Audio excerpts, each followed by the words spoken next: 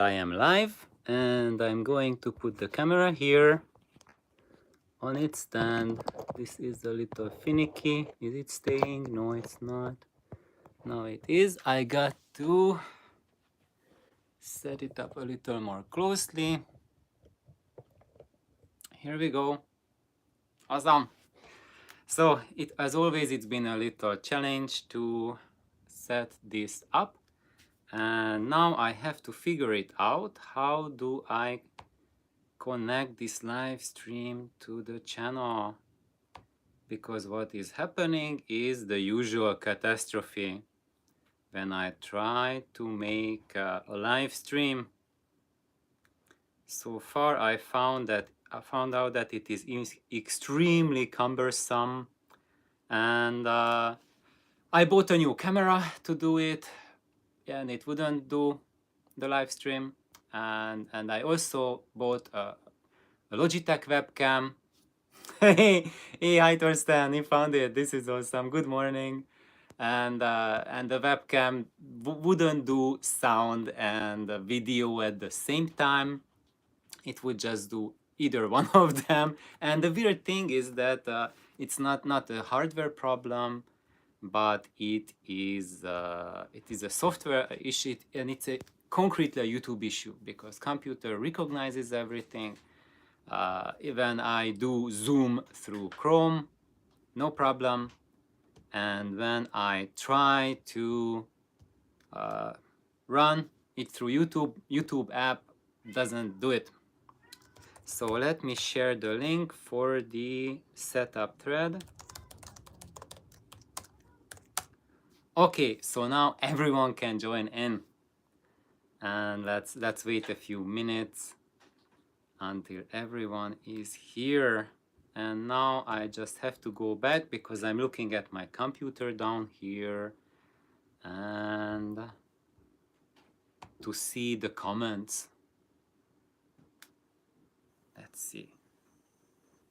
It's not taking me. It took me to the wrong video. Now let's try it again.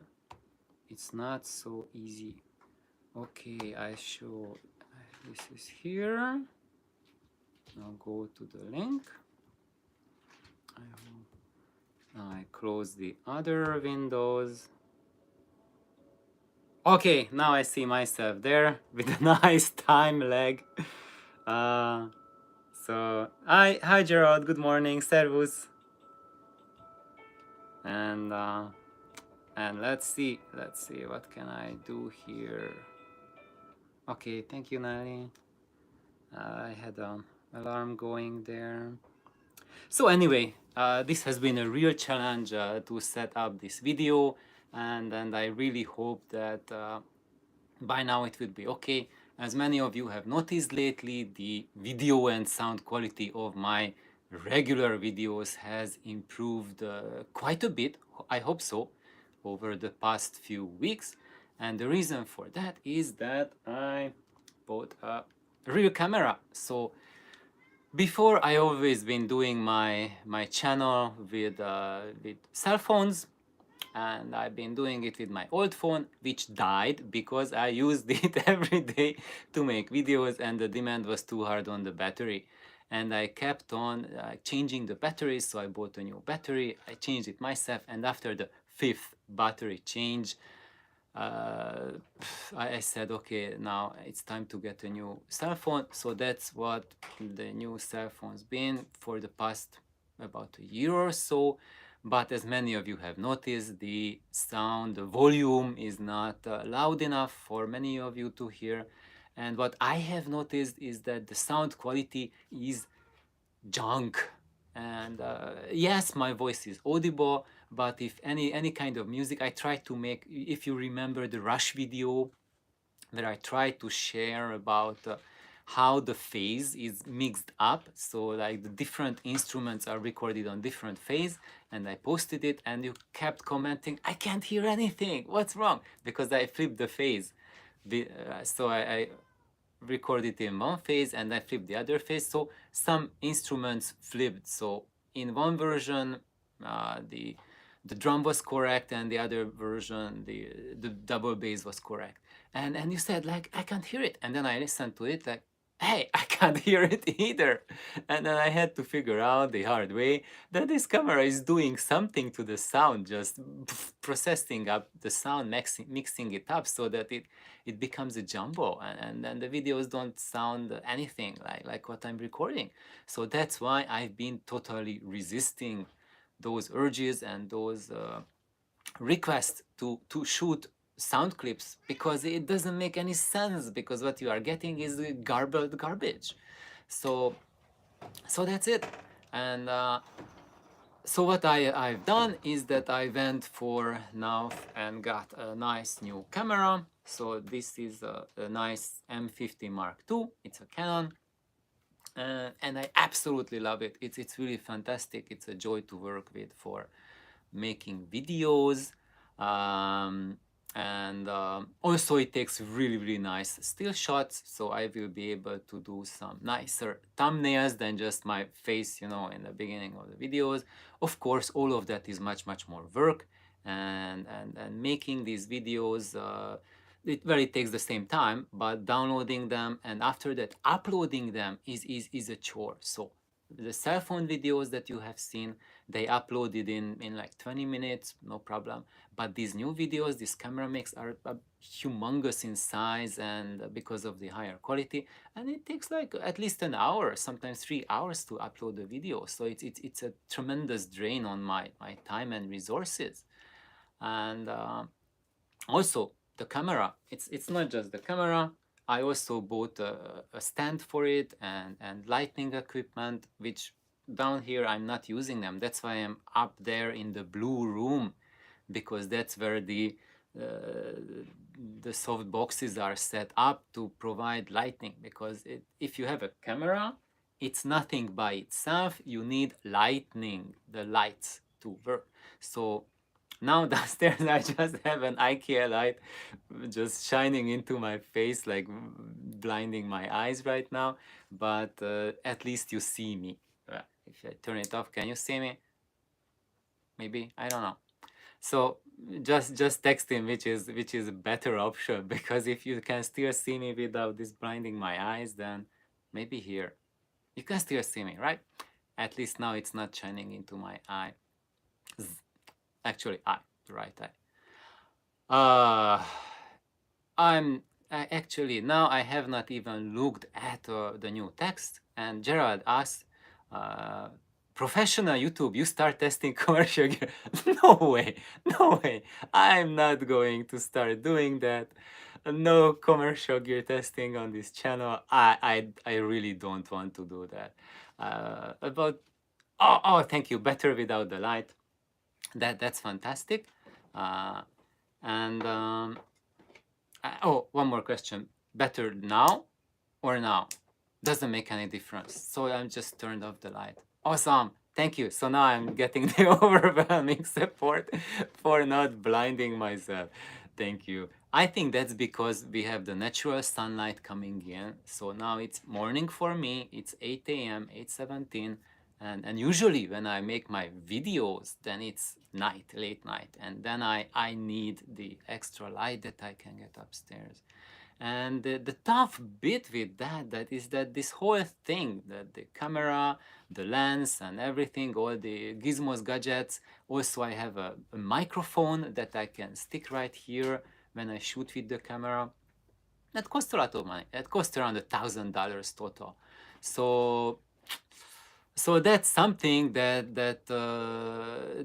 made me think that from now on in the future I cannot just continue this channel just by freeballing it and not accepting anything in return for that.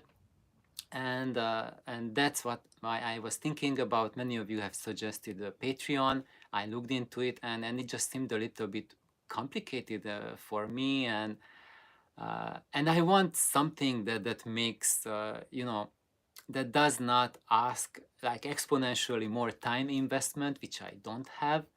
So I decided, and I found this system which is called like buy me a coffee. It sounds ridiculous. The first time I heard about it is there's a Lithuanian organ channel, and he's playing organ and teaching how to play organ, and I love to watch him. And I posted for him, and he said, "Oh, I'm glad you like the video. You can buy me a coffee." And I was like, "Ah, okay." So does he know that I live in Hawaii? Does he want Kona coffee? So I wrote him back like, "Okay, I will send you Kona coffee. Give me your address, and I mail it to you."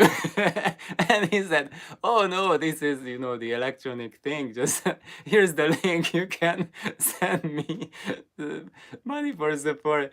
I just cracked up, like it's just really funny. And now, when I was looking into it more, it turned out that there's like 300,000 YouTubers using this Buy Me a Coffee system. Oh, thank you, Tiago. I just saw your post there that you tried it out, and I looked into it, and it really looks like something really simple. For Patreon, you need an account. So for someone to send their appreciation to you, they must open a Patreon account. And I think most people are just really, I don't know, shall I get into that? If you get into something, then you really want to get into it hardcore, or otherwise it's a waste of time. So what I noticed that this Buy Me a Coffee was something much more simple to set up on my side, and much simpler on your side. And what I saw that for Patreon, that people just donate like bigger amounts of money, and then when you ask like, okay, donate me $20 or $50, then it's kind of like, hey, should I give that guy $50? I don't think he deserves it. Maybe he has a good advice. Yeah, I tried out, yeah, good stuff, but 50 bucks, that's a whole lot of money. I don't know about that. But this Buy Me a Coffee thing, I set it up so that if you buy me a coffee, you send me $2. Really, it's nothing. So what I will be starting doing from now is that I will be pasting this link onto my videos, and then if you click on it, then it takes you to my Buy Me a Coffee page, which I now don't have with me. I somehow will need to find it while I am trying to talk at the same time and share the link with you. My computer, of course, shut down itself and restarted. I have set up everything last night to go, but today no, nothing is happening. Of course, this cell phone, it was set into the safe mode, the low power mode, where it doesn't do it forbids the camera to do any installs. And of course, regardless of the low power mode, the YouTube app decided to update itself. Nothing else, just the YouTube app. So that's why I couldn't start on time. Isn't it kind of like a theater? Now you are getting entertainment. Okay, so in the meanwhile, I'm getting too closer to find me my Buy Me a Coffee page, which is not so simple because I myself, I set it up and I've seen it like once, so it is not something that I'm all that familiar with yet. And oh, here it is. Here it is. It's loading. It's loading, and now I have to go back to my stream, and it will. Ta-da! Okay, so now I'm really excited about this, but I know because I have seen other YouTube channels do this, that I'm monetizing my channel. You can donate or Patreon, whatever, and the guys are so excited, and I'm cringing. Like, oh my god, now they're expecting me to send them money. This is not real. This is not a good news. That's a really bad news. But the good news for you is that I am number one. I am not monetizing my channel. So monetization means that you set it up with YouTube. That YouTube will start putting annoying commercials into your videos, and my channels are not set up for monetization. And despite of that, you probably have experienced, because I myself has experienced, that when I try to watch my own video, it will start with commercials.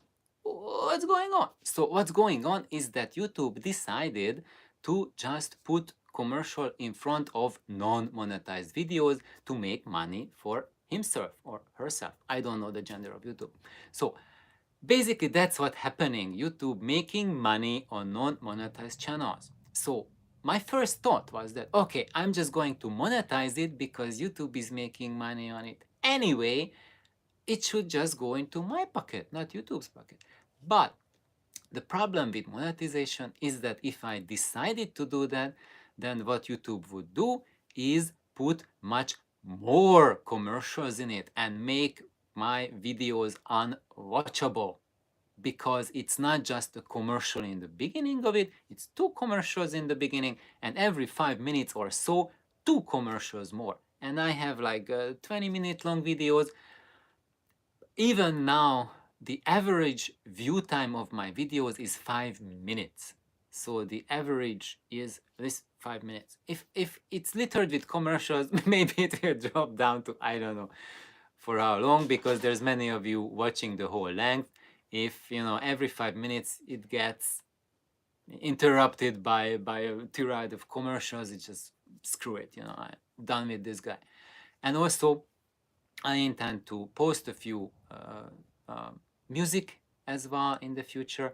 And my intention with it is not explicitly just sound sample for you trying to gauge what the sound is that I'm talking about, because many of you have wisely observed that trying to gauge a sound from a sound clip, it's not possible. And it's only possible if you do tremendous research on how the sound clips that you have heard sound real life, and then compare it to how it sounds on your computer. You have to go through several computers, several YouTube download methodologies, several systems, and figure out what is the difference that this whole process is doing to the sound.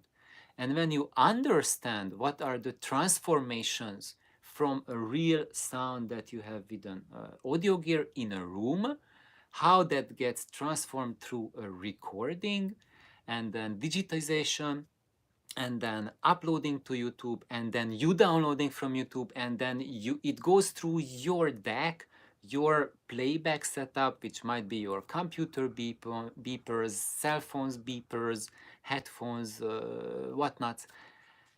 It all goes through so many musical chairs that the original message is 100% lost by the time it gets to you. However, as I said, you can get experience with it, and you must learn how useful your setup is and how much information and experience you can get from YouTube clips. Because I have so my usual response, I have a series about how much experience we can get from YouTube videos. And of course, my other response that I have no clue what the title of these are. I made them about a year or so ago.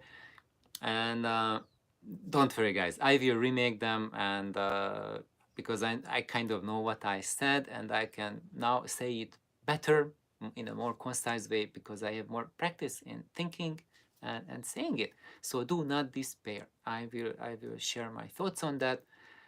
And so for now, a few of those thoughts to share is that, as some of you have already noticed in the comments, if you play back something through YouTube, you cannot hear those strength of the equipment that is being presented, showcased, which strength your system does not possess. So for example, if we are listening to a very dynamic system, you are not going to hear that dynamics. You are going to hear the dynamics that your system is capable to reproduce.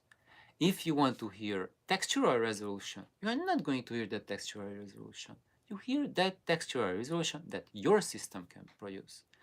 You are not going to hear the tonal balance. You are going to hear your system's tonal balance, and that's it.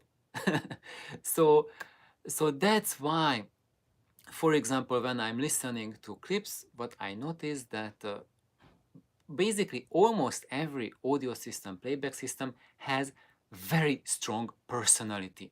And that strong personality is going to completely transform the how you get it and how you can interpret it. And I've been experiencing it with every single system. My only exception to that is my main system with the voice of Lancelot, because I have noticed that whatever I record and I play it back through the voice of Lancelot, it comes through faithfully. And for several reasons. One of them, it is capable to reproduce tonality without alterations. So here it goes. Many of you have been asking about live cabinets versus dead cabinets. And the expectation and the general knowledge in the public is that live cabinets color the sound. But we cannot make generalizations, because both for live, both for dead, it is based on the individual implementation. So a poorly implemented live cabinet is going to color the sound. Same thing for the inert cabinet. A poorly implemented inert cabinet is going to color the sound really badly. However, all of them are going to have their own impact to the sound, and when they are done at best, the best inert cabinet will steer the sound towards the studio sound part. So it can give you a very good sound, very faithful and accurate sound, but you will always get the impression that you are listening to a studio recording. So even if it's live, it will transform it into the direction to make you think it was recorded in a studio. And when you have a live cabinet, when done at the highest level, it will transform the sound, even if it was recorded in a studio, that will make you get the feeling that it was not a studio recording, but it was a live recording. So ultimately, that's your choice. Do you want to listen to a studio feel, or do you want to listen to studio feel or the live feel? For my part, live music is what I breathe, what I live with. And from the first studio recording I heard, when they take it into that direction, that you really feel that this is an artificial room acoustics. This was done in a recording studio, and I don't mean a studio. There are some studios which are like a concert hall, and you mic it properly to record the concert hall. That's good, that's live sound. The studio feel is when you have a box and you have absorbing panels everywhere, and you are doing tricks on how to balance the acoustics out, how to remove the reflections, the unwanted reflections from the room, how to individually mic the instruments, and that will create a sound that feels thoroughly unnatural. And I know that because I have friends who are musicians, and I heard them play live, and I heard them through their recordings which they recorded in a studio, and their live performances are just incomparably better than any of the studio recordings. And even when they made a recording so that he played in my home or his own home, and he just put a plain recorder on it, and like a 2-channel recording, even like digital PCM recording, and recorded it, no alterations, just uploaded to the computer, burned the CD of it. It just sounds so vastly more natural, more like a guitar, more like him playing, having the experience that he is playing next to me, the experience that I had when he recorded that recording, compared to when he did the same thing in a studio. And that just sounds so artificial, lifeless. I cannot connect to it. If you can, then inert cabinets are a wonderful way. And I hope you guys appreciate that I have shared like endless advice also on inert cabinets, how to make them better. If you don't have that impression, just let me know. Or is much easier, buy me work for you. I already done the work. You can do your homework. I really urge everyone, do your homework, search for those videos and watch them. So So that's the long story about many things. So now it's time for me to read the comments, because I cannot talk and read the comments at the same time. It doesn't really work. So let me just just scroll up, because there's like so many comments. So lots of comments about the light, which is great. Hello, Maikai. Good morning. So I have people from everywhere around the world, even from Hawaii, watching this channel, which is just awesome. It is just crazy. I never expected that I will be talking to audio through the world, and when you are watching through the world, you are also watching it locally through the world. It's just mind blowing to me. Um, Cici, I will buy you a coffee. Thank you. That's just so much appreciated. Tiago also says that he used coffee and it's great. And I will see. I really hope that it will work out. I really hope it won't be burdensome on you. And if you just watch a video, you got some advice that you can put to use. Maybe you wanted to buy something, and instead of, I said, like, you can tweak your gear and you get the same effect. You did that, you saved $1,000. If you want to buy, just send me a few dollars, maybe like a 1% of the money you saved through buy me a coffee. That will really help my channel going in the future.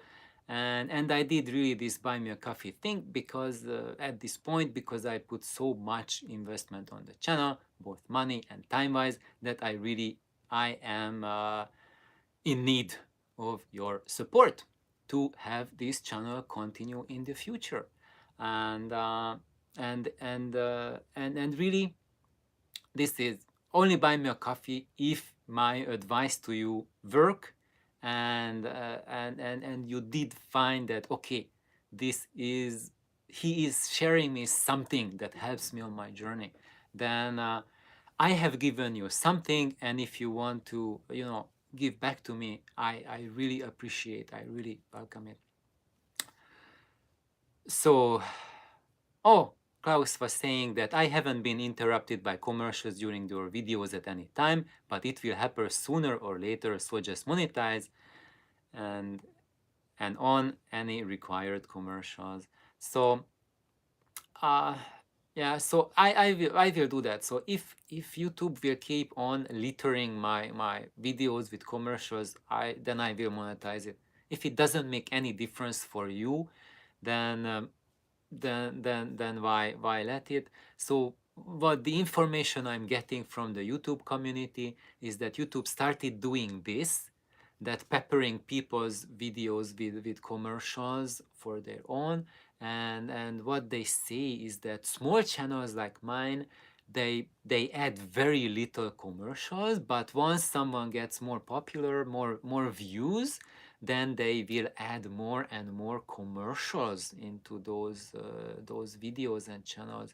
So if I become, hey Jam Audio, good morning, bon dia or boa noite for you, uh, and uh, and and yeah. So when I get to that stage that I'm like a big channel like Steve Gutenberg, the Audiophiliacs, or Andrew Robinson, but if I watch their videos, I'm not seeing that many videos interrupting them. So anyway, oh, boa tarde. Finally, now I have a picture of the time zone. Perfect. Uh, you guys can tell that it's been a long time since I lived in Brazil. It's been 30 years. Wow. Puxa vida. Long time. I really miss Brazil. And so back to my other comments. What's going with your microphone project? Gerald is asking, and I have two things to report on it. So one of them is that I have a really nice tube microphone. Actually, it's not the real nice tube microphone. It's a Chinese replica of a real nice tube microphone. It's a single microphone, And it's a large format condenser microphone with vacuum tube in it. And for the love of life, I can't find it. About half a year ago, I brought it down to the living room and I did a few test recordings with it. They were abysmal. Abysmal. It sounded like the worst kind of jittery, fake digital, brittle, harsh, unreal. I rarely hear such bad recorded sound. So what I decided is that I'm going to just rebuild it. And because when I opened it up, it's full of really junk quality parts, junk wire, junk capacitors, junk resistors, and when you have that kind of sound that it's really harsh, really brittle, sounds like solid state. It's not because it's solid state. In this case, it was a vacuum tube gear, but it still had that quote unquote bad solid state sound. When you have that bad solid state sound, it's not because it has transistors in it, but because it has really poor quality components associated with transistors, or in this case, with the vacuum tubes. And the solution for that is not to ditch your solid state gear if you have one, but to improve the parts that support it. Because solid state electronics is extremely sensitive to noise, to things that cause instability, especially in the high frequency domain, that cause noise, that pick up EMI, RFI. It's absolutely susceptible to it, and that's what kills the naturalness, the spatiality, and everything in solid state gear. And the general solution with commercial gears to apply inordinate amounts of feedback and trying out new and different ways to employ feedback in a different fashion to erase this noise. All it does is just jumbles up this noise with the signal and erases the low level bit. So I mean, the low level part, the bit is kind of a confusing way to say it. So the low signal level part of the signal. So that's why when you buy solid state gear nowadays, the vast majority of it has extremely good signal to noise ratio, because in the power supply they can make sure that there's no residual hum coming to your amplification stage. But what you don't know, what the specs do not show, is that the signal itself is missing the sound floor.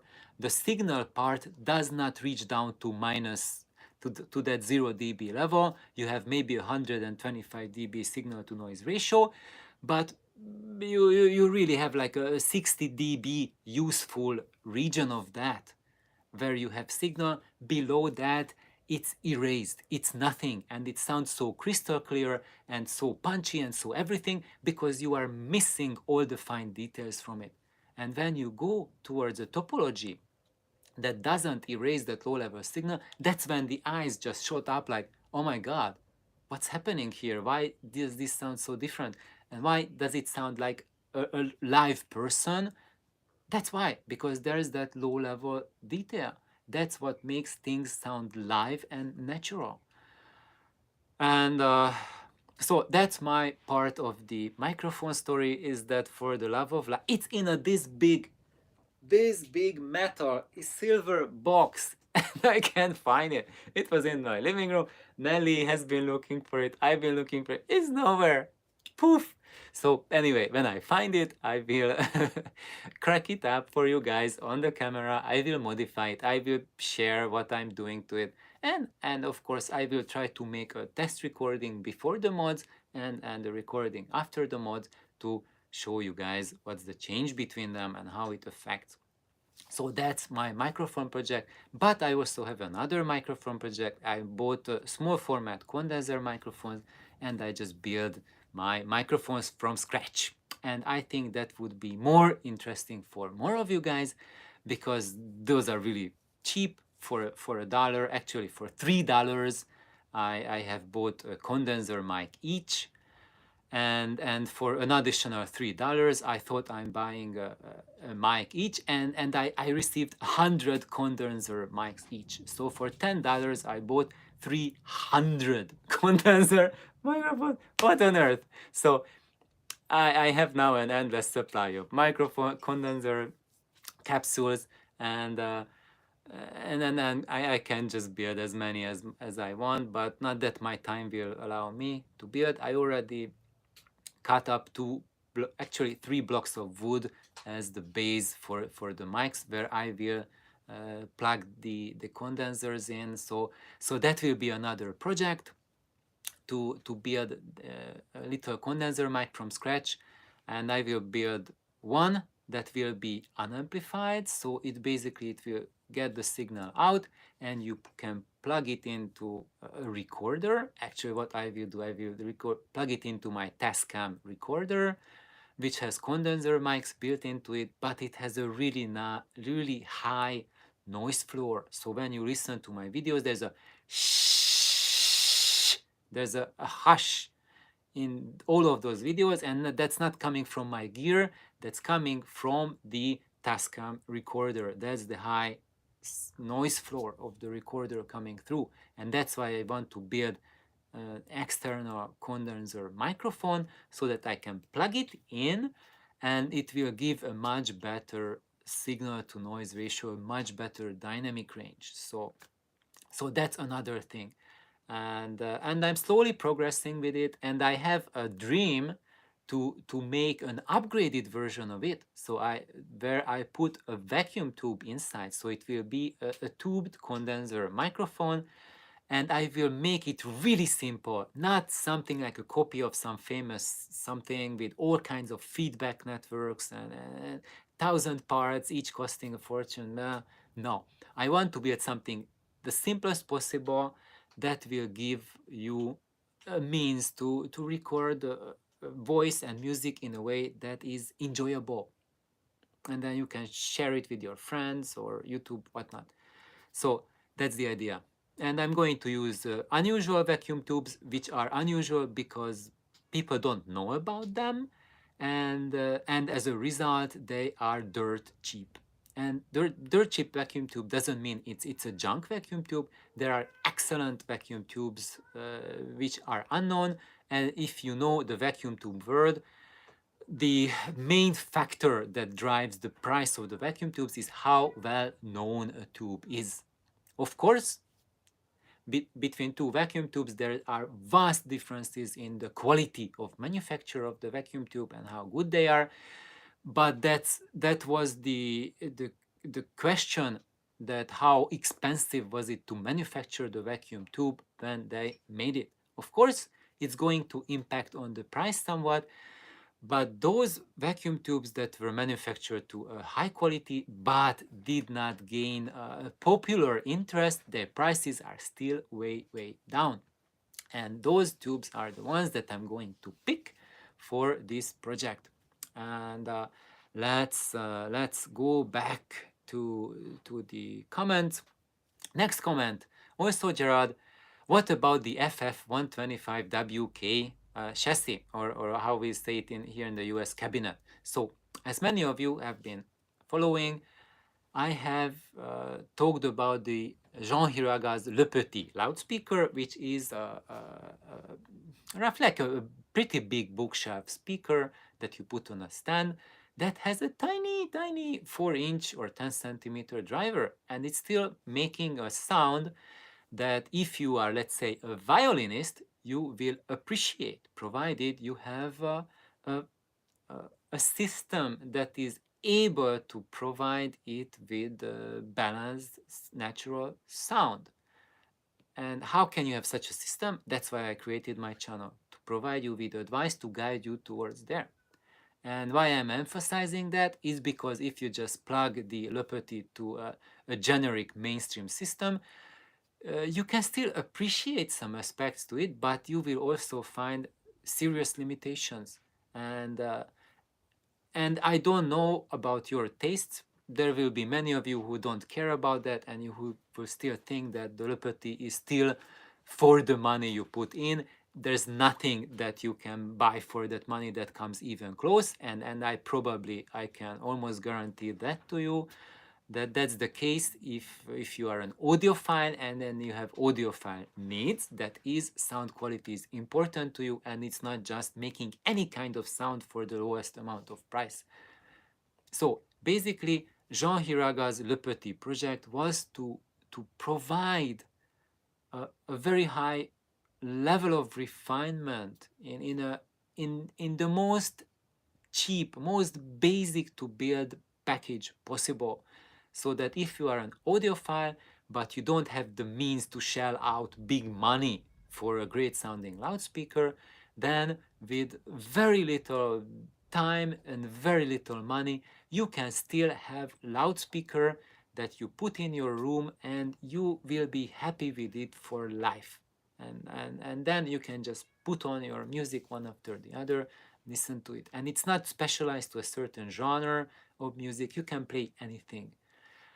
So, and also what John Hiraga said when he built these speakers is that this is not the ultimate version of this type of loudspeaker build, but it is something that is balanced, well tested, and anyone can do it with the least amount of effort. However, if you put more effort into it, you can elevate it to even higher levels. So that's what I am attempting with my FF125WK build, is to elevate the Le Petit standards. And that's what we are doing. This is a collaboration with Jürgen and Torsten of Snake Oil Audio, is that we are brainstorming about ideas, what to do, how to do. And now Jürgen is here too. And what we are at this point, we have decided that we will build two versions of it. So Jürgen will build it a little different and me a little different. And why are we doing it? Is because what we all have noticed is that if we do one certain things in a one special way, no one can build it because it's too specific. We are sharing this, me here in the United States, Jürgen in Germany, and you might be watching from China or Finland, and not two of us will have access to the exact same material. So that's why we are using a little bit different approach on the cabinet build, and then based on what you have available in your region, you can pick one or the other, and you also have an impression what those changes are doing to the sound when after we have built them and shared our build experience and our experience listening to them. So really what I want to do with the projects that I'm doing for the channel is not to create an audio company. I don't want to become the next Elekit or the next Yamamoto or the next Zen or the next Battlehead.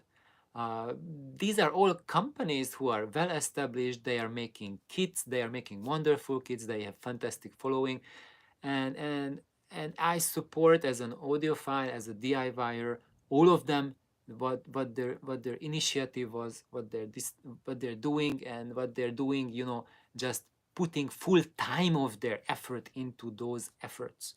So me, I cannot do that. I have a beyond crazy full-time job, so I cannot run an audio company. And if I want to put together kits and sell kits like as a complete package, I do not have the bandwidth for that. However, what I have the bandwidth for is to create a project and like brainstorm with Jürgen, with Torsten, and we put together our resources.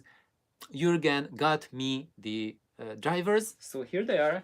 Ta-da! Thank you, Jürgen. So this is Jürgen's gift to me, the FF125WK, and when I received them, I was just really shocked because I was expecting these tiny drivers, and I got a heavy package. Like, what is this? I didn't buy anything this heavy. What's this? And I open it. Wow, these are so heavy. So now it's going to be an unboxing video now. Yay. Okay, let me open it up on the camera. So what we have here, we have the a brochure that has Well, I have to open it first. I started to talk and I have no idea what's inside. Okay, so look, this is that tiny driver. It's really solid. You don't see it on the camera, but this, for such a tiny driver, this packs a punch. It's really heavy, and they gave like a protective plastic thing so it doesn't get damaged in the shipment. Really nice touch. Look at the cone. Can you hear it? It has like a nice soft paper sound to it. The center is supposedly metal, but when I touch it, it's not metallic. It feels more like kind of like halfway between a metal and a plastic. So it's not some harsh metal. That was what I was a little bit worried about when I was just looking at this driver on paper, that if the dome is some sort of hard metal, then it can get a really harsh sound. So now, touching the center, it's not a harsh metal, so I am not worried about it. And when you look at it, look, it's can you see it? There's a line running across the middle. It's like a ridge. So basically, it's not a hemisphere, but it's broken up to two halves. So it looks a little bit like a face plug. And that's something good, because what it does that it aligns the airflow. So when the driver moves up and back, and so the air wants to go up and back. However, because there's some instability in the membrane is not going to move uniformly, it's going to deform slightly. And those side deformations, they create these eddy currents and these imbalances in pressure, so there will be turbulence in front of the membrane as the music goes. And this turbulence is affected by the frequency and the amplitude as well.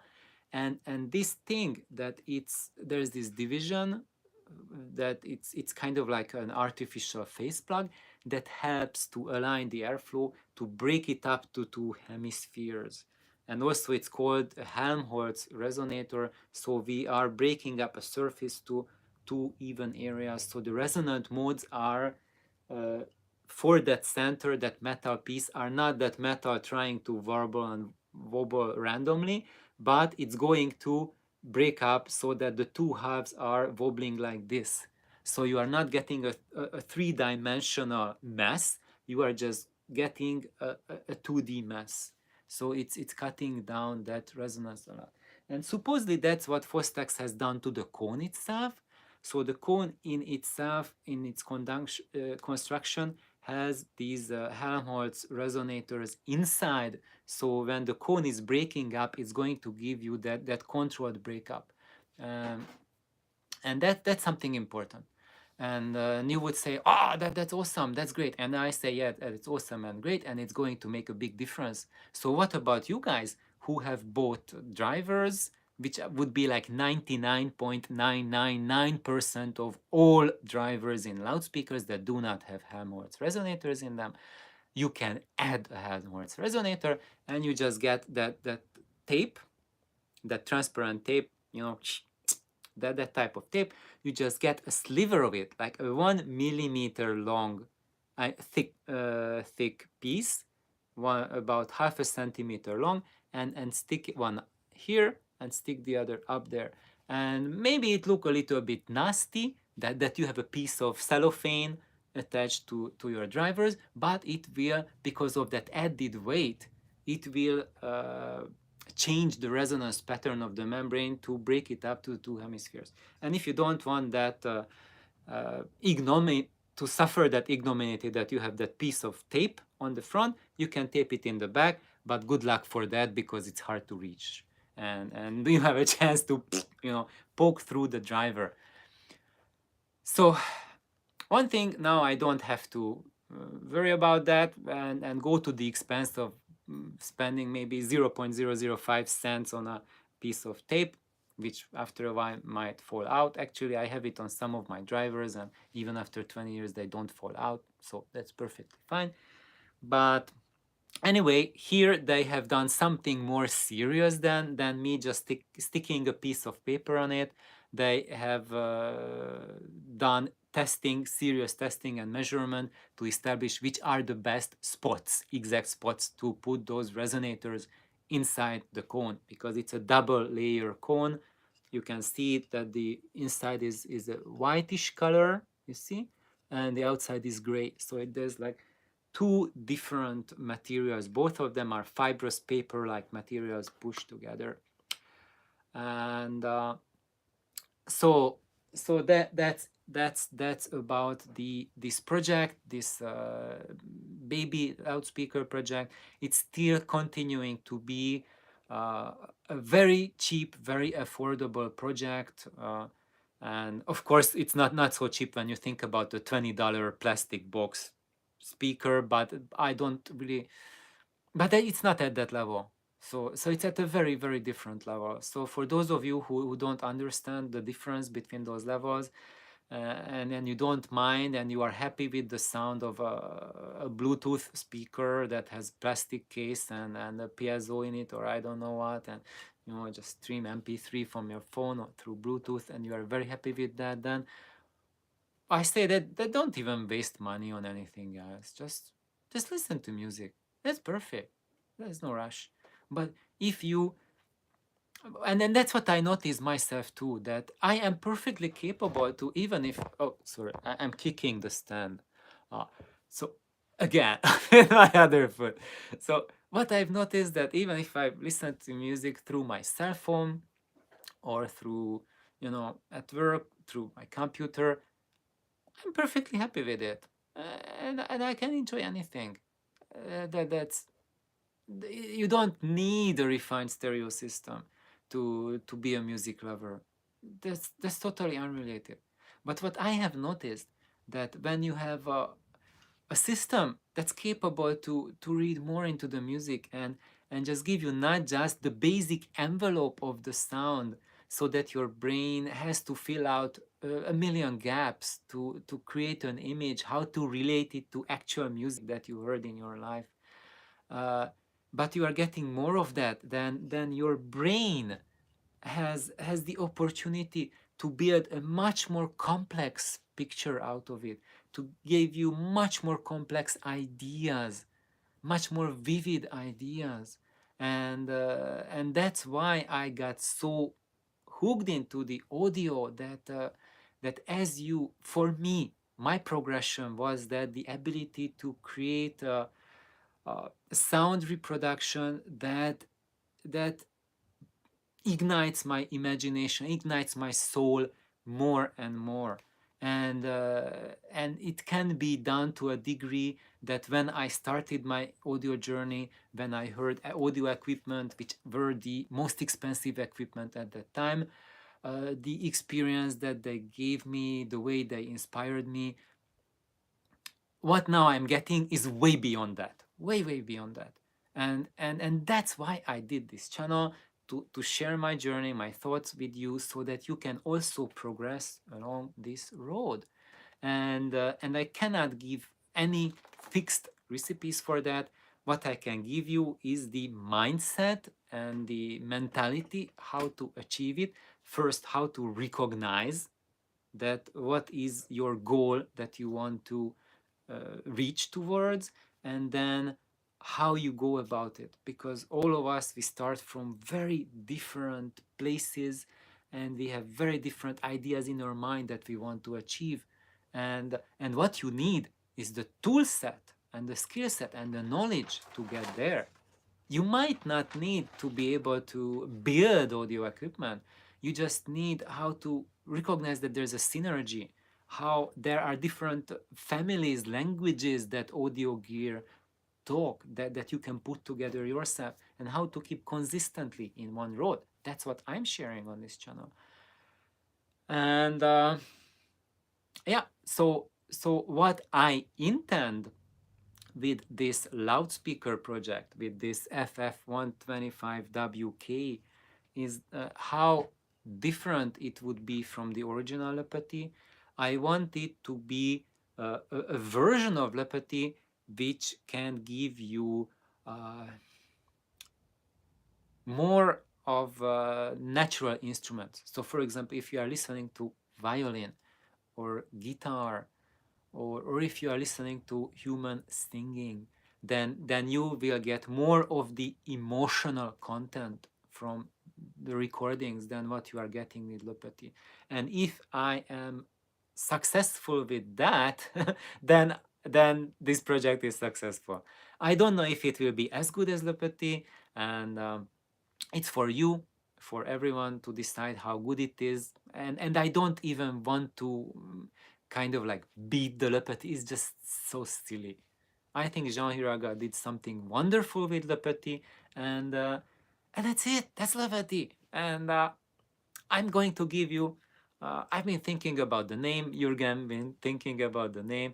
I think I will call her La Grande, because Le Petit means the small as a boy. Le is the male pronoun, and the female pronoun is La, and this one will be a little bit bigger than Le Petit, about maybe a 50% bigger, maybe look almost twice as big. So it will look quite a bit bigger than Le Petit. So that's why the small boy and the big girl. So this will be La Grande. That's how I will call her. And for all of you, I just recommend to just christen your beloved loudspeaker baby the way you want. But uh, Torsten recommended something very amazing to me, that there's something called a licensing system, that that one can create plans and ideas on how to construct a loudspeaker or amplifier, whatever, and I provide you with all the information, how to build, how to create, and you build it, and you send me the pictures, how it looks like, how it's in the inside, how you put it together, how it behaves, and then I can send you a plaque that you can put on your speaker, that this is Lily Lagrande. And I will ask for a little bit of money for it, because that plug thing will cost me money to make, and also it will take my time to go through review things. But what it will gain for you is that if you want to sell your project because you get tired from it, maybe you build something else that you love even more, or you bought something that you love better and you want to sell it, then if it has some credentials to it, that you have built La Grande, and people through my YouTube channel and Jürgen's channel and Torsten's channel know that what a La Grande is, they are willing to spend money for it. But if you just say, okay, I have a DIY speaker that I'm selling, we all know that if you want to sell your DIY loudspeaker, you are not getting anything for it. And that's one reason why those people who want to get into DIY but they have insecurity, and they think that probably they want to sell it right away after they build it because they will build something better or more or whatnot, or it won't sound good, then that's a big thing to hold people back, that once I build it and I don't want it, I cannot sell it. It's lost money. Even if it's like cost me 10 times less than buying an equivalent loudspeaker cabinet, people don't want to lose that money. And this way you will be able to, resell it. People say, oh, it's a Lagrande. I heard it on Torsten's channel, Janos's channel, Jürgen's channel. I'm interested. I want to hear it. I want to pay money for it. So just guys, let me know if you think this is a good idea, or you think I should put some time and effort into developing this system. Are you interested in it? You think it is a good idea as I described or not? Because if not, then I won't waste time on it. Either way, the plans for La Grande will be for free and available. I will make the generic videos on my YouTube channel, and on the Buy Me a Coffee side, I will make exact plans as well, and then you can buy me a coffee to get the exact plans. But I tell you, you will not need to go that far, but it will make your life so much easier to have exact plans. And why am I saying and emphasizing all of that? Is because I have already given you guys everything that you need to build my Voice of Lancelot, which are my big Altec speakers. All the information is out there. And the living proof for that is Jam Audio's recent posts, because he made 3 YouTube videos that he made CNC models out of it for himself, and he posted it, and he did a perfect job. I have not gone through them.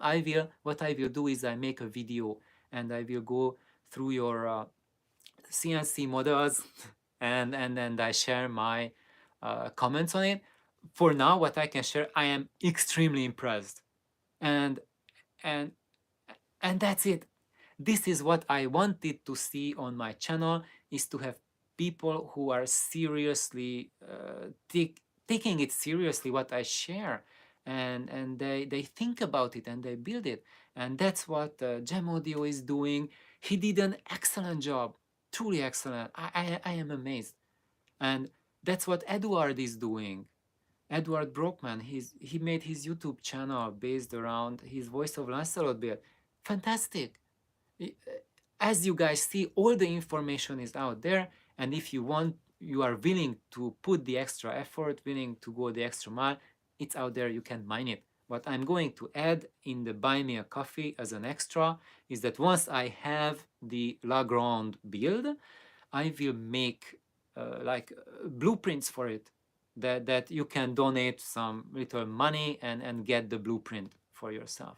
So if you think, I think I probably will ask like $15-20 for those blueprints. So if you think, maybe spending like a couple dozen hours of your life, or maybe a couple of weeks hunting for my videos where I talk about the dimensions and put things together, that costs you in your life more than $20, then you probably would want to go to get those blueprints for $20. If not, then you don't have $20 for that. Then if you watch the videos, you will still get the same information. So that's it. Everyone wins. And now let's continue reading with the comments, because that's the point of a live session, that I also get to answer what you want to hear. And uh,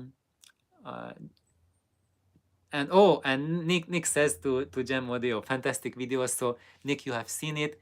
Nick is also a really hardcore audiophile. First of all, he's a musician. He's a world-known professional musician, and he is also not just an audiophile music lover, but he also knows how to tweak and build audio gear.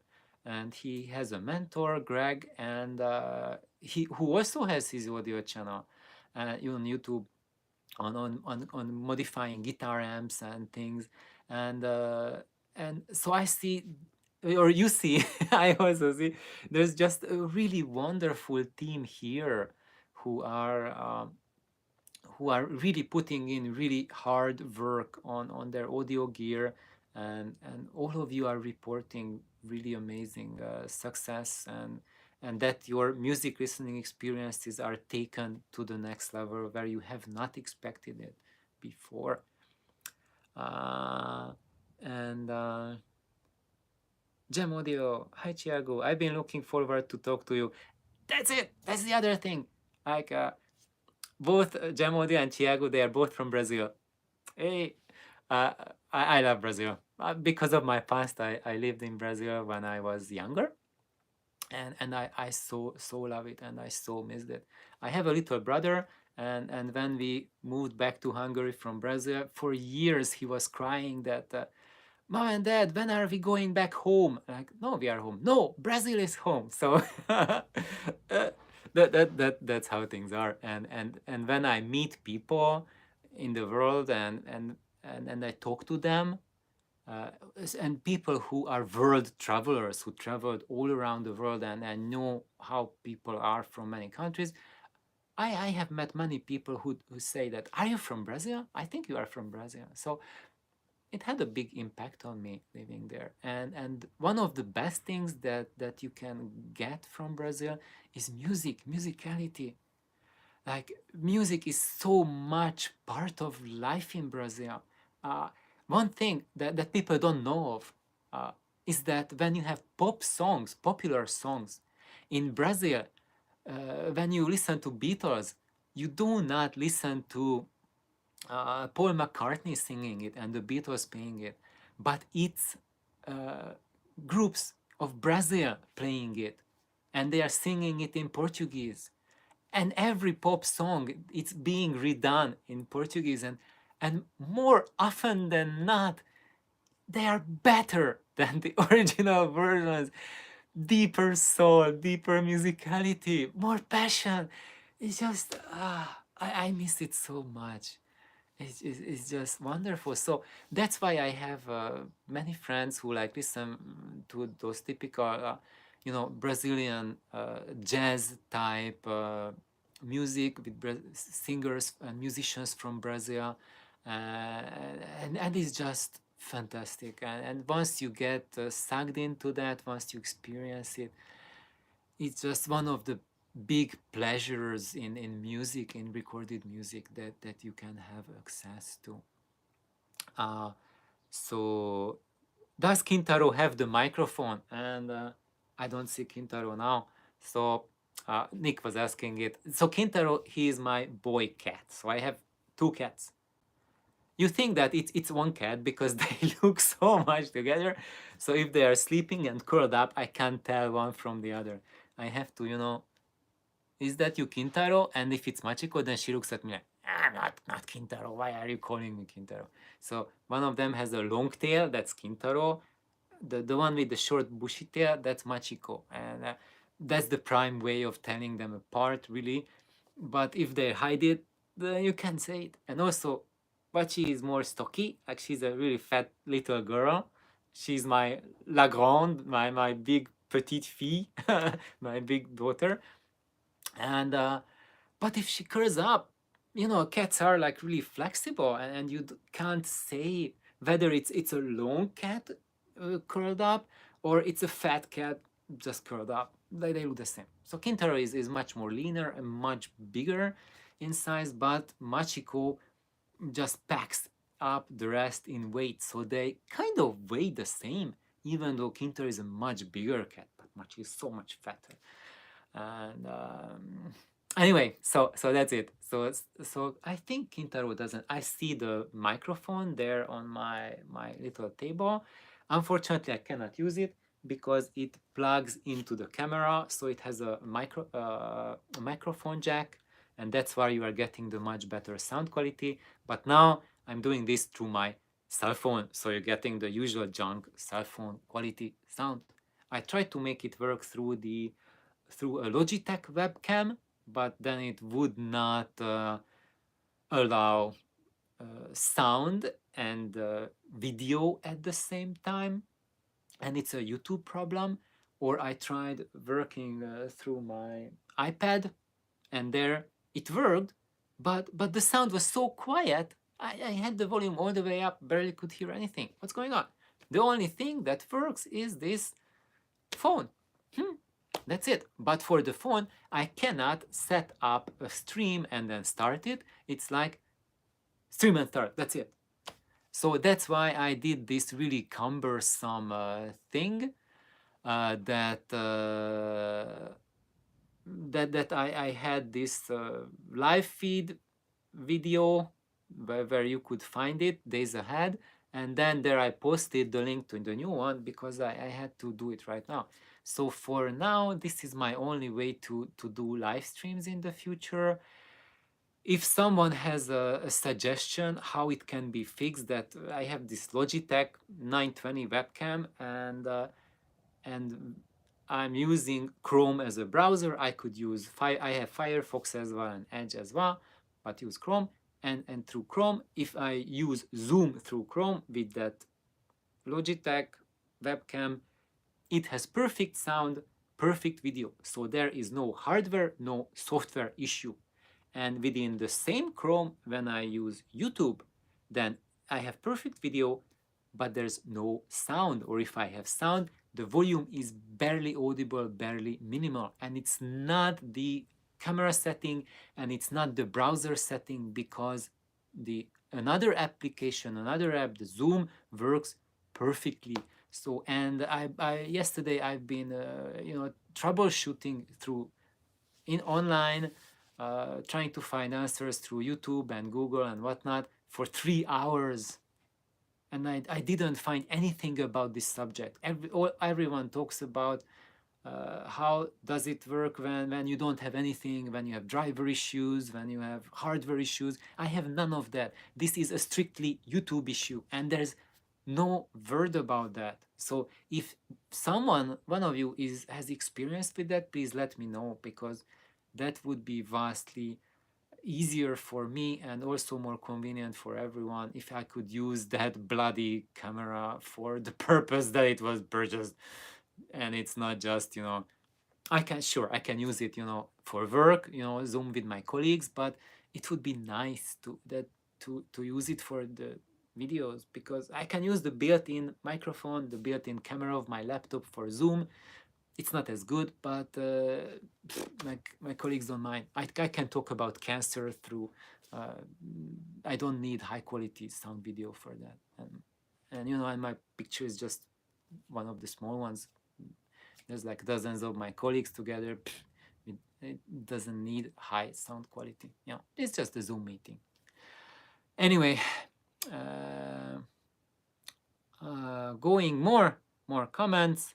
I think I'm missing something. How about Brazilian artists playing Western music? Remind me of Seu Jorge playing David Bowie. That's it. That's it. So Brazilian musicians playing Western music. I think I just talked about that. Yeah, it is beautiful. So Human knows about this already. But if you are looking for artists, then look into that. Like Seu Jorge, he's fantastic, or Caetano Veloso, and lots more. Margaret Menezes, and there's so many more artists if you look into. Fantastic.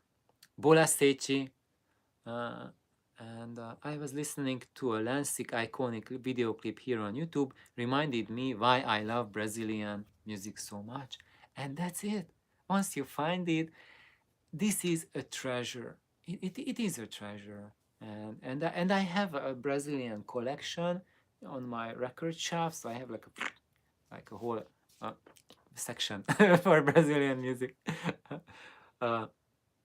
Jam Audio, Carlos, if that's what you want, the voice of Lancelot is probably the best build for you, but I suggest you do a simpler build before that, like Le Petit. I think I missed the comment there from Carlos. That's okay. So I really recommend what Gem Audio is recommending. I mean, really second it. And that's why I am doing, I told about the Le Petit project. I am really sharing Jürgen's adventures on Le Petit, and there will be more. I have more of our audio friends who have built Le Petit, and I have already videos on them and emails on them, and I intend to share it during this Christmas time as a Christmas gift.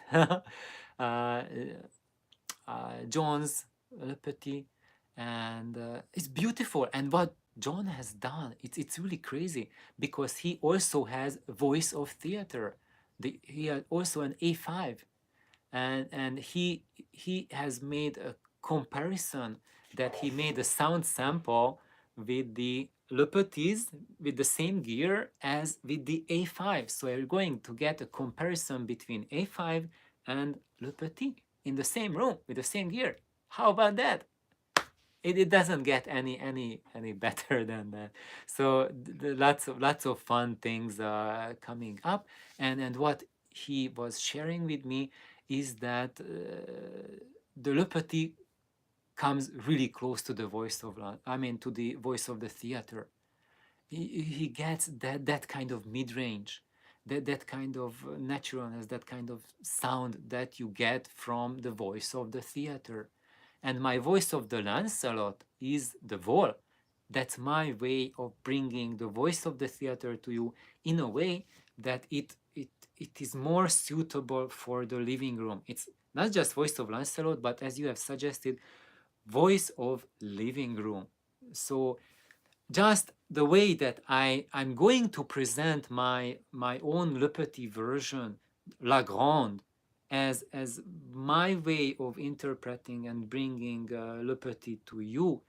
I am the voice of living room or voice of Lancelot is my way of presenting voice of the theater, how you can bring it to your living room.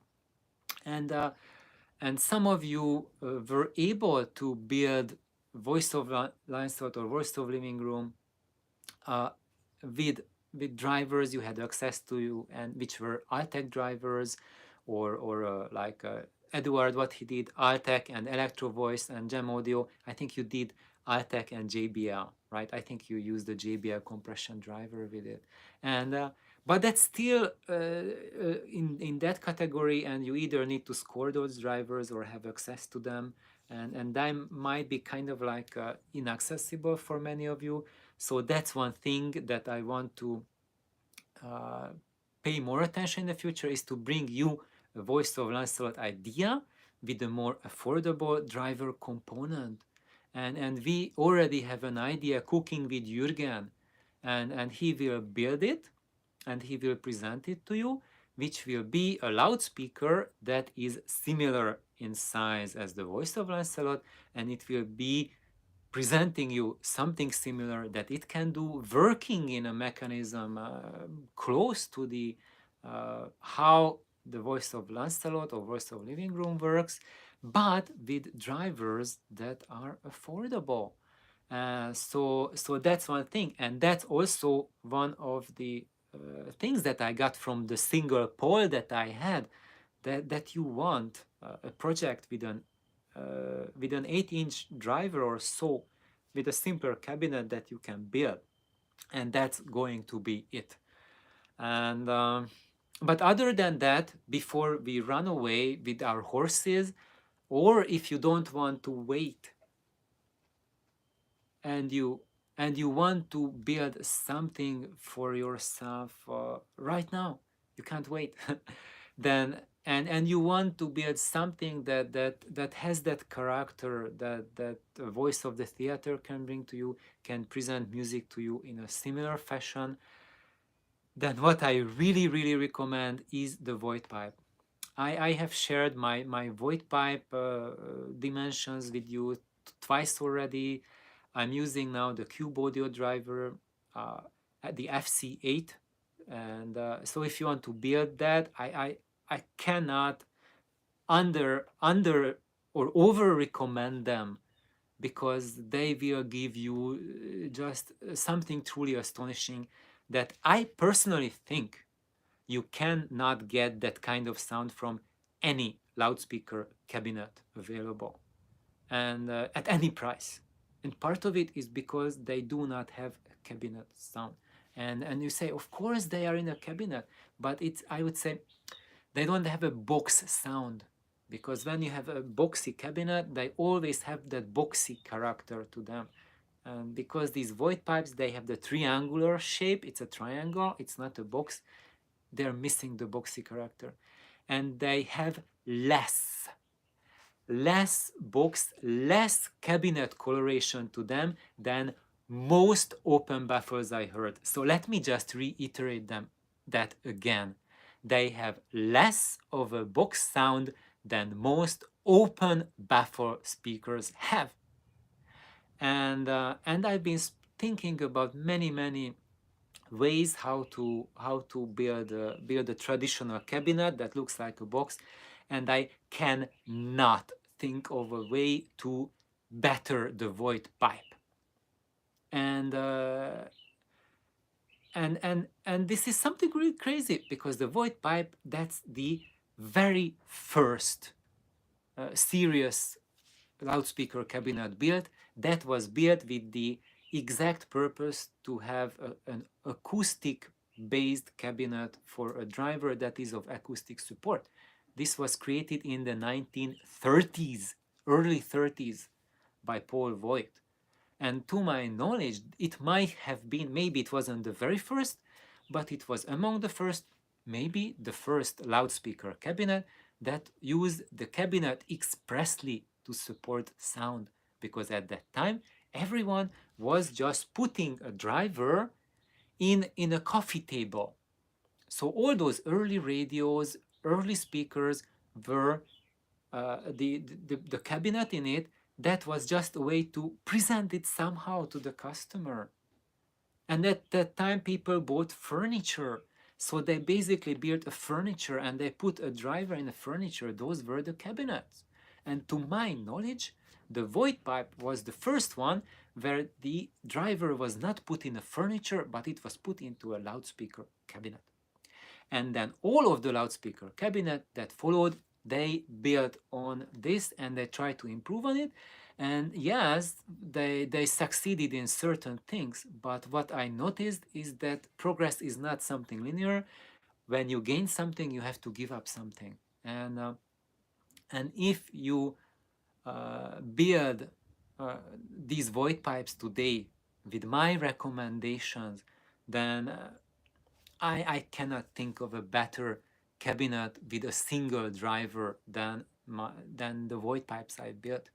And if you say I have heard void pipes, they sound like shit, or they sound okay but not that good, I 100% agree with you, because I heard many void pipes and they sound nowhere close to how these sound. And I had one of my friends in Hungary, he built another pair, almost a replica of these, but with spruce from Ukraine, and those sound even better. Those are just one of the finest instruments you can imagine to reproduce sound. And I heard them with really fine 300B amplifiers made by the famous Hungarian Danish Peter, so DPA, that's his name.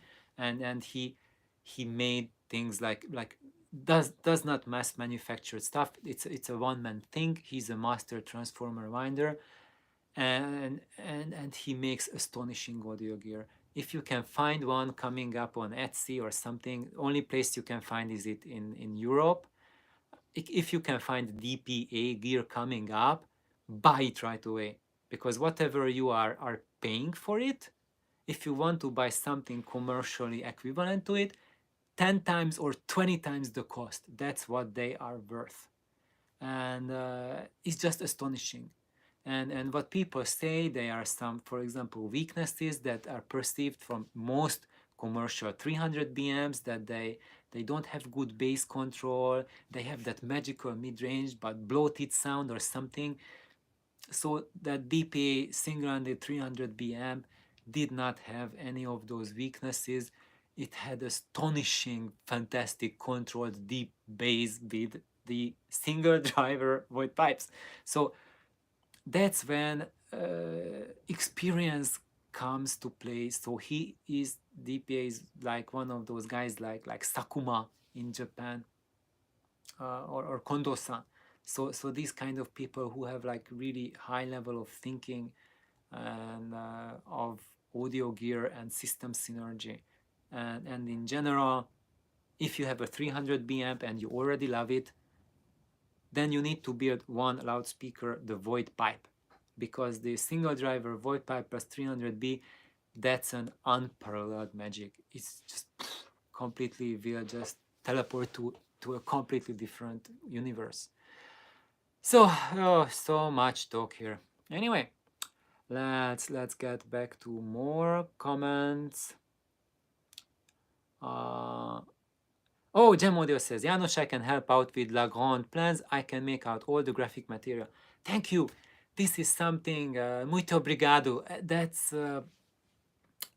That's why I started my channel, to increase the collaboration, to create a working group of music lovers and audiophiles who work together to improve stuff. Because my intent of giving you these ideas that I do is not just to provide you with something and you build it and I'm good, but is to give you ideas, give you something.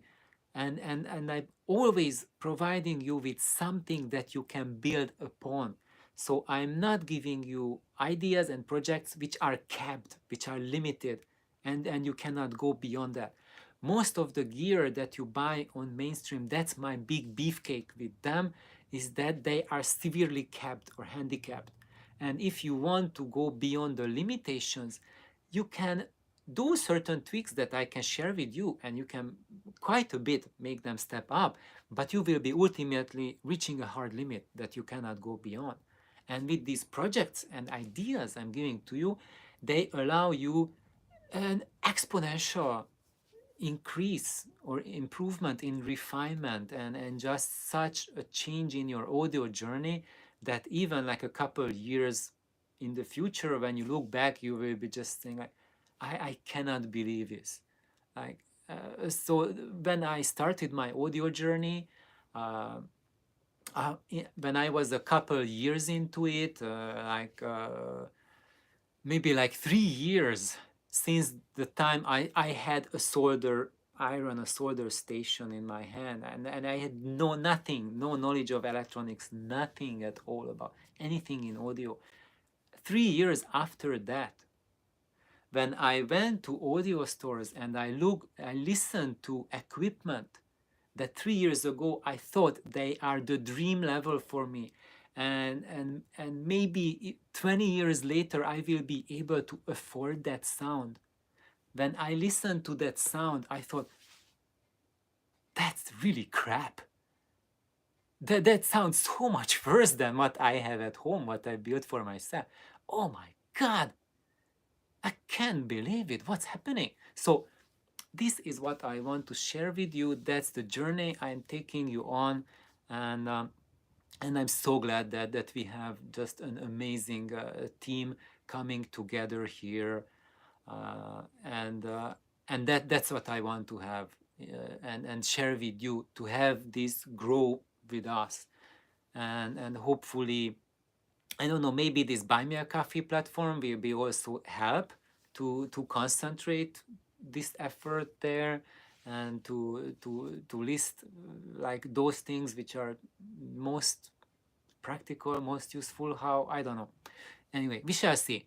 I am really positive about the future, and I do see that there's like a really exponential involvement with all of you who are watching the channel, or more and more of you doing more serious builds, and sharing more and more experiences. I really hope that next year by this time, all I have to do is just share your successes. I think probably uh, every week next year by this time I will be sharing someone's story. Or even better, what I'm already doing is that more of you are starting your own YouTube channels and sharing your journeys. That this is so fantastic. And I was talking to Torsten of Snake Oil Audio, and that's one of our goals, is to have this kind of like, not transform audiophiles and how we relate to each other, but yes, is to build a strong community of audiophiles who have each other's back, who you can turn to ask for advice. Because that level of advice, that okay, I am listening to, reviewers review stuff, it's valuable, and it's really helpful, and it starts you on your journey. But uh, you will notice that it will take you only to a certain level. And if you want to step up seriously, you don't have the money in the bank to support that kind of thing, to just, and also, to me, emotionally, it doesn't work that every month I'm going through gear like changing underwear. To me, like audio gear, anything that I have, that I buy, or people give to you, or Janos, here's my hand me now. I don't want this amp anymore. Just play around with it. I treat them as my children, and it's me emotionally draining to to toss them out, or leave them unused. If someone wants to have them or buy them, and I know it will get a good home, it's okay. I'm willing to let them go, but not like a Craigslist type of thing. And when I tried to, back then, this was 15 years ago, I tried to sell a few things on Craigslist, and I saw like the same people coming up. Anything that I put on, the same guy comes and, okay, I give you $5 for it. Even if I put on something like for $20, and even it was worth like 200, but I put in like for cheap, so that, if you need it, you can afford it. The same guy comes, I give you $5. Hey, the gas money costs you more than that to come here, and I know you are going to resell it for $100. Just have the decency, to be like halfway decent, and just have these charlatans that coming up. No, I cannot deal with this kind of mentality. And so that's why I really want, maybe you are in the same shoes or similar shoes, that you are frustrated after a while with this type of thing. And you rather have, if you are putting in like hours and hours of your life seriously just to buy and sell shit, just put that effort into something that have returns to you, that you can change the quality of your audio experience, to learn about it so you can modify and take that gear to the next level. And when you are good with that, then you can get into building your own, like a kit, like a recommendation that I'm giving you, or get an Ella kit, or a Zen or something, or a bottlehead kit that you can buy in a kit format, and and start from there, and then you can upgrade to where many of us are now, that you can just build something from scratch and just use my ideas and guidance, and all of our team's guidance to guide you on your journey. And don't be afraid, it will be a natural progress. In the beginning, when I started, I had no idea I will end up here. And of course, I had the intent. I had the exact intent that I want to build audio gear that's at the level of top level audio note. I want to have that in my home, and I want to translate it. And then, the top level audio gear, the price you have to pay for it is like the cost for a Bentley or a Rolls Royce, you know. And I don't have that kind of heritage sitting on me. So I had to find my way, and I found it. And if you have the intent, that's your intent. I can help you reach that goal. And if your intent is just like, okay, I want to have like a pleasant music experience, you can have that. And you don't need to get hardcore DIY into it. And even if you want to get hardcore DIY, it's not a journey that from zero to everything. It's just, you start first, just like make an interconnect, do a soft tweak on your loudspeakers, like you those blue thingies that I stick on the surface. I will talk more about that. You can start with that. It costs almost next to nothing. Or this trick that I shared about the Helmholtz resonator, just a piece of tape, you stack it on a driver at specific spots, you can hear the difference. So start little, and when you are comfortable with that, you can go interconnect cables, maybe build a speaker cable, and then start getting into loudspeakers, modifying them, like change the internal wire of your loudspeakers, upgrade the crossover, and then build a different cabinet for your loudspeaker, build a whole project even better, and then start like build modify a power amplifier, put together a kit. If you are not comfortable yet working with high voltages, start with a solid state project. So that's what Chiago did. The amp camp, Nelson Pass amp camp, that's what he started. It's a no feedback class A solid state kit. And you can practice your soldering skills there. You can experience when you change parts, that when you don't use the original kit capacitor but you put in an upgraded capacitor, what is that going to bring to the table? When you change a piece of wire, what is that bringing to the table? When you change switches, what's happening? You put it in a different chassis, different cabinet, what's that going to do? And the Nelson Pass amp camp is perfect way to learn that because it's safe. There's low voltages involved once you power the unit up. It has few parts. It has that kind of topology that that allows you to hear what is happening when you change a single part. If you have a complex amp, like let's say, even if something is like a halfway decent sounding, like an Onkyo or a Yamaha receiver, talking about very cheap gear, if you change a resistor there or a piece of wire, you're going to get a very little change of sound because it's so complex. There are so many error correction mechanisms that a single change will be ground up and you can barely notice it. You'll have to change so many things to have a big step, a big change in it.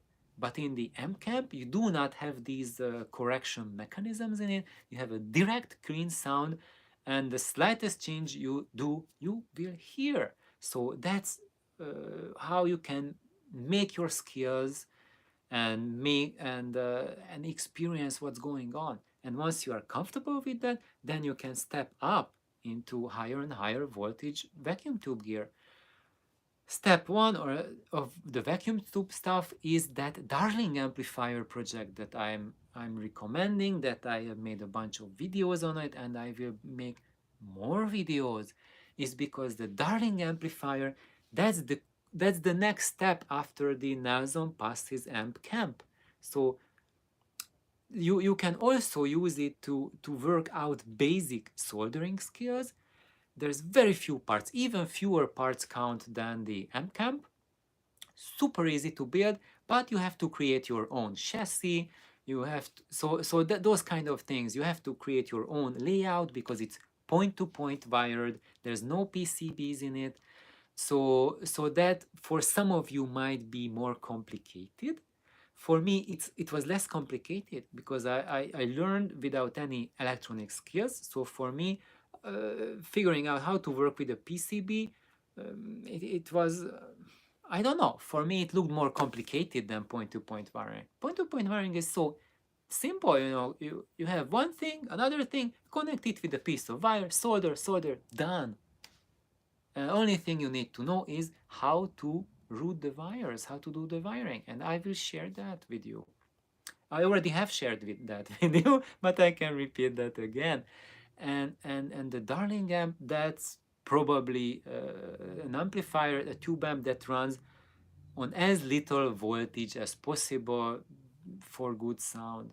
And it has very low complexity. It has extreme operational stability, very little cost, and even though it has very little power output, that's not what defines sound quality. Power doesn't define sound quality. Uh, it's and also I gave you two different concepts of it: the baby darling and the pure darling. So the baby darling is the bare basics. So if you have the minimal budget, build that. The pure darling is if you have a much bigger budget available for it, then it will pay you dividends galore if you build the pure darling version. It's basically much higher quality transformers, but almost the same darling.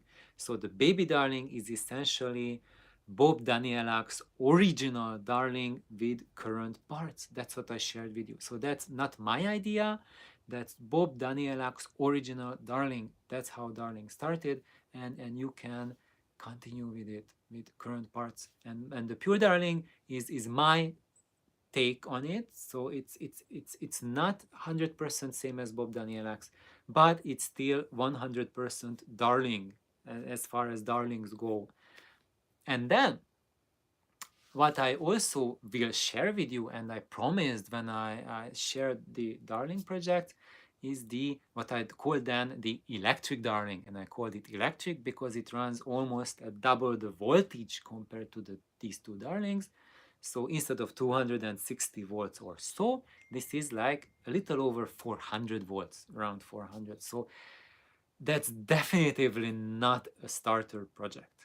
So do not start. If you never built an amplifier, start with the amp camp, then upgrade to the Darling, or you can start with the Darling, but for that you must seek someone's help. That when you turn on, the electrician friend of yours turns it on and guides you through the process and explains what's going on.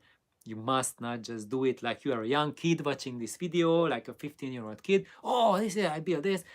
You get zapped, you know, and the parents they sue me for killing their son. So that's why I am being very explicit about this project, that this is not fun and you have to take the responsibility for that. What I'm recommending is that you build it only if you are a trained electrician, you are certified to build that. Other than that, do not do it, because your legal responsibility, the legal responsibility is yours. Whatever you do to yourself, whatever accidental damage your projects do to you, I am not liable for that. It is you who are being liable, because I explicitly say all the time that you must be a licensed electrician, must be trained, must be certified to do this kind of thing. On my experience, I am not certified to do any of these things, but I have a lot of experience and I learned from people who were certified, licensed, and of course there was my mentor, and he knew so much about this thing that for me, if I'm going to school and I want to compare it, let's say, to airspace industry, it was like me living on the space station for 10 years, so or doing like a PhD with the grandmaster. So I did not go to the basic school, so I do not have a degree or a diploma to show to you that I have a degree in electronics and I did this and that course. But what I did was the apprenticeship that those people get who after get their diploma, they do their PhDs, and then if they are lucky, they get hired by a seasoned mentor, and then they can do their apprenticeship, and that's where their real life begins. Until then, it's just dry knowledge that's totally useless because you don't know how to apply it. When it starts to translate is when you have a mentor and a mentorship going, an apprenticeship, and that's what I have. And that's why I can share these things with you. And also, there's the legal part which forces me to tell you that you must not do any of that unless you have in-person training. So just be wise and decide for yourself. And if you are a kid underage or you don't have the legal right to choose for yourself, then you must not build any of these things. You must get certified, and because this is life and death. You can kill yourself if you are not careful. But those of you who want to do it and you who are responsible persons, you are fully competent in your mind to realize what you are dealing with, but you are a little bit maybe afraid to do it. I say that you don't need to be afraid. Look at me, I'm still alive and I'm working with gear. Mine's single-handed amp, 720 volts B plus, and on the ampexes, the AC, the secondary of the power transformer, is above 1 kilovolt AC, and I'm still alive. The thing is that you need to be diligent. You need to learn. You need to take this seriously. You cannot take that attitude that, okay, I watched the video, now I know everything. You just listen to my advice, but also listen to what I say. And what I say is, don't just listen to me alone. Do your own research, do your own homework. If you don't do your homework, you will fail the class. And that's what happens not just in the classroom, but in real life as well. You have to look into textbooks, you have to look into other channels. There's, for example, Mr. Carson's Lab, that channel. Watch him. He is excellent on teaching how to work with vacuum tube stuff. And yesterday I watched one of his latest videos that he just posted, and he says that on Patreon he has a training course, an electronics training course with 150 videos already. I haven't watched it, but as I have watched Mr. Carson's videos, top notch. I really highly recommend it. So besides hearing stuff from me, go and listen to his advice. If you cannot afford the Patreon, then just watch his videos that he has available for public. Okay, more comments. Let's see some diverse comments. I think we are already like, oh my, it's already 10 o'clock almost.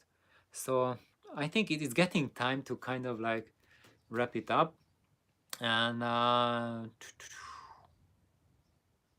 I think I will be answering. I really hope that the comments will stay and I won't lose them after the video is done. That's the problem with these live sessions that I do with the cell phone. There's much less setup options when I start the stream from the cell phone compared to the computer, and I'm afraid that I will lose the comments. Uh, and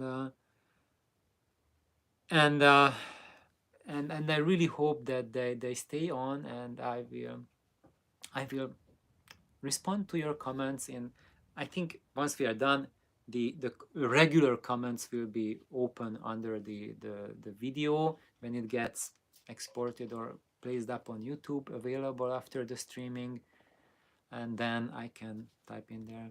So thank you, Sebastian. Have a great day too, or a great night. Can you just take a few screenshots? Let's see. Uh, I think I might do that. So what I know from experience, that once I stop the stream and until I close the tab on the computer, it's going to stay there. So I think I'm going to be able to save all those comments. So thank you. And oh, so Fulco was saying, I have a slab of rosewood and spruce in storage, planning to use those for live cabinet. Gorgeous. Best material. I mean, I'm not saying best material because that's an irrelevant thing for me, or thinking about that. But how I would say, those are beautiful wood, and if you use those two for cabinet building, it will be a music instrument level cabinet, because for loudspeakers our choice really is not live cabinet or dead cabinet, because both of them you can build like either high level or low level, and if you have a live cabinet built poorly, I'd rather pick an inert cabinet built well than a live cabinet built poorly. But and also with live cabinets, it can be live to different degrees.